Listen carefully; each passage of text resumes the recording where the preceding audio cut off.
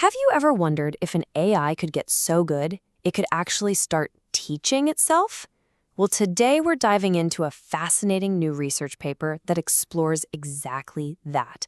And let me tell you, if this works, it could completely flip the script on how AI is built. So let's start with a big question.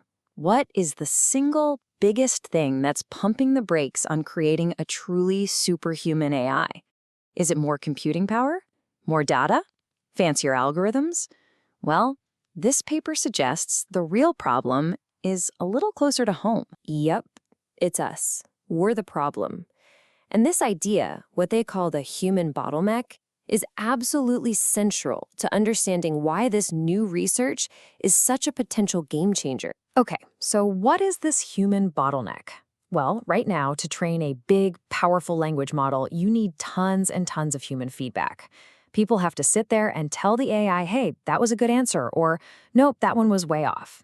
And you can imagine, that process is super slow, it costs a fortune, and maybe worst of all, the AI can only ever get as smart as its human teachers. And this really lays out the whole paradox, doesn't it? On the one hand, our current AI is totally dependent on us. Its potential is capped by what we know. But on the other hand, if we're trying to build something superhuman, how can it possibly learn from us? We're, by definition, not superhuman. So how do you solve that? And this is where things get really, really cool. The researchers behind this paper proposed a pretty radical idea. What if the AI could just generate its own feedback? What if it could become its own teacher, one that's constantly improving, and finally break free from that human bottleneck? I love this quote from the paper because it just lays the ambition right out there. They're not just trying to make a slightly better AI, they're trying to figure out how to create the feedback mechanism that could one day lead to superhuman intelligence. So that brings us to the key concept, the self-rewarding language model. You can think of it as an AI that wears two different hats. With one hat on, it's the student. It follows instructions. It writes answers. But then it puts on the other hat and becomes the teacher. It creates new problems for itself. And this is the critical part. It grades its own work.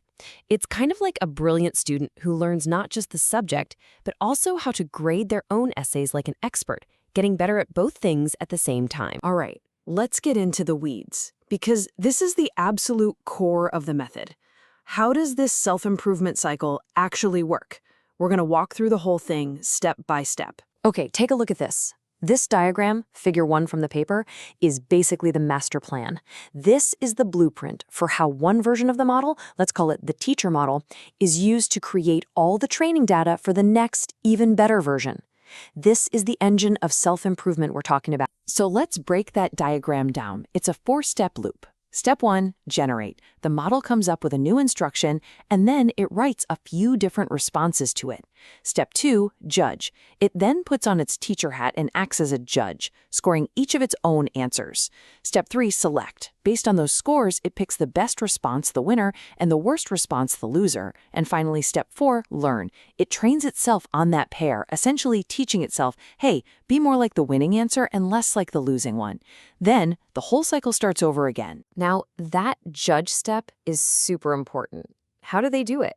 They use a technique called LLM as a judge. All this really means is that you give the language model a very specific, carefully crafted prompt that tells it, okay, stop being a creative writer. Your new job is to be an evaluator. Here's a strict rubric. Grade this response. And just like that, the AI puts on its teacher hat. And check this out. This is figure 2 from the paper, and it's not some abstract idea. This is the actual rubric the AI uses to grade itself. It's a simple, additive 5-point system. It gets a point for being relevant, another point for actually addressing the prompt, a third point for being useful, and so on. It's incredibly concrete and shows you exactly how the AI learns to tell good from bad. Okay, so that's the method. It's a really elegant loop. But, the million-dollar question is, does it actually work? Can an AI really bootstrap itself into being better? Let's look at the results. And yep, the proof is in the pudding. This chart from figure 3 in the paper shows head-to-head competitions between each generation of the model. The second iteration, M2, beats the first one over 55% of the time. Now the jump from M2 to M3 is a bit smaller, but still, the trend is unmistakable. It is consistently teaching itself to be better. But what's really wild is how it stacks up against the big players. This result from Table 1 is pretty stunning. After just 3 of these self-improvement cycles, their model is outperforming well-known models like Claude 2, Gemini Pro, and even an older version of GPT-4. And remember, it started from a much smaller open-source base. That's incredible. But where exactly is it getting smarter? This chart, which is based on Figure 4, is super revealing. You see, it's making huge leaps in things like creative writing and following instructions. But it's still struggling with things that need strict logical reasoning, like math. And that gives us a huge clue. Right now, this method is fantastic at making the model a better student of the knowledge it already has, but it's not yet creating entirely new reasoning skills from scratch. And that leads us to maybe the single most important discovery in this whole paper. It's not just that the student part of the AI is getting better. The teacher part, its ability to judge its own work, is also getting better. And that's the secret sauce that makes the whole thing work. And here's the data to prove it. This shows how well the model's judgments line up with actual human judges. And with each iteration, its accuracy just keeps climbing, going from under 79% to almost 82%. This is that virtuous circle we talked about. A better teacher makes a better student. And that better student then grows up to be an even better teacher for the next generation. So let's zoom out. What's the big picture here? What does this all mean for the future of AI? This is where we get into the really profound stuff. I think the authors say it best themselves. This isn't just about a one-off performance boost. This work, as they put it, opens the door to the possibility of models that can continually improve. They've created a potential engine for perpetual growth. And that's really the bottom line. The old way of doing things was finite. You had a fixed data set of human feedback, and that was your limit. This self-rewarding method completely changes the game. It unlocks the potential for an AI to improve itself, in theory, forever, far beyond the data we originally gave. And that leaves us with a question that's as exciting as it is a little bit terrifying.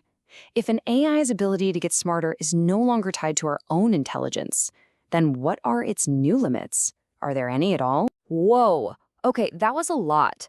But hey, if you're the kind of person who geeks out on understanding not just what new tech does, but how it actually works under the hood, then I think you're gonna like it here. Here at VibeDoc, this is what we do. We break down the biggest, most complex ideas in tech and science and make them simple. So if you want to understand the future while it's still being built, do us a favor and hit that subscribe button. It's great to have you with us. Thanks for watching.